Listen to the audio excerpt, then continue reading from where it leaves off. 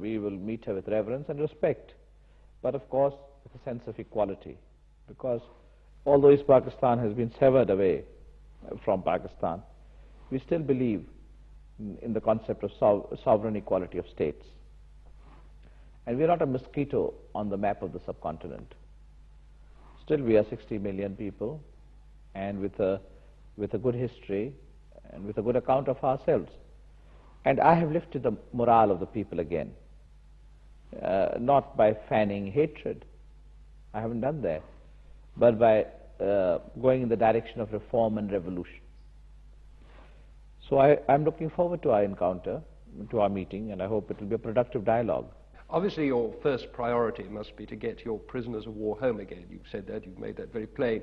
But how are you going to persuade Mrs. Gandhi that once they're home again, they're not going to push you towards confrontation once more, perhaps even to a war of revenge? No, I don't think that anyone can push me around in a hurry. And especially our prisoners of war, they are not an articulate political force as such.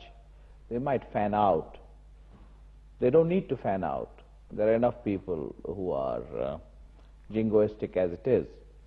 But we can settle these sentiments if we make progress.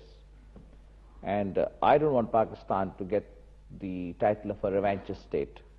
You were talking about a non-activist, low-profile foreign policy, but what sort of place do you see Pakistan playing then on the subcontinent? What kind of country is it going to be in relation to others here?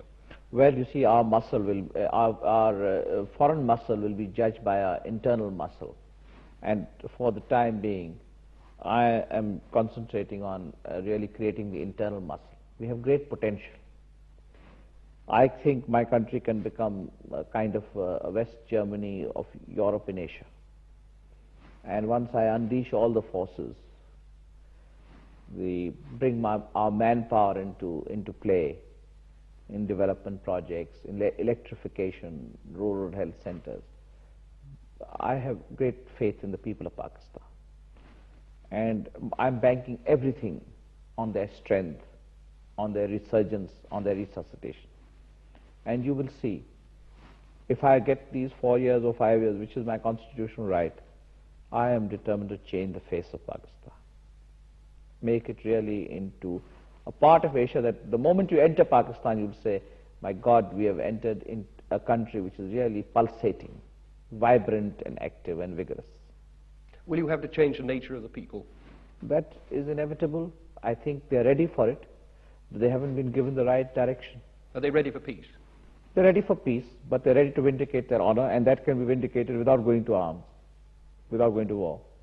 Germany has vindicated her honor without going to war. And so can you. I am confident of that.